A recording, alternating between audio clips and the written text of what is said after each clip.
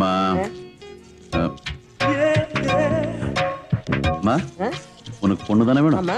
அங்கே பாரு, நல்ல பொண்ணு. மணமகள் தேவை அப்படிங்கிற விளம்பரம் தான் ஓடுது. இந்த பொண்ணு இருக்குல்ல, இந்த டிவிலையும் டிராமாலையும் நடிக்கிறான். ரொம்ப நல்ல பொண்ணு, எனக்கு ரொம்ப பிடிச்சிருக்கு. எப்படியாவது அந்த புரோக்கர் கிட்ட சொல்லி இந்த பொண்ணைய முடிக்க சொல்லுமா. என்னப்பா மாமி மாதிரி இருக்கா, இவ்வளவு போய் பிடிச்சிருக்குன்னு சொல்றீங்க? மாமி மாதிரி மேக்கப் போட்டிருக்கான், நேர்ல சூப்பரா இருப்பான். என்னமோப்பா, உனக்கு பிடிச்சா சரி, புரோக்கர்ட்ட சொல்லி இவளே பேசி முடிக்க சொல்றேன்.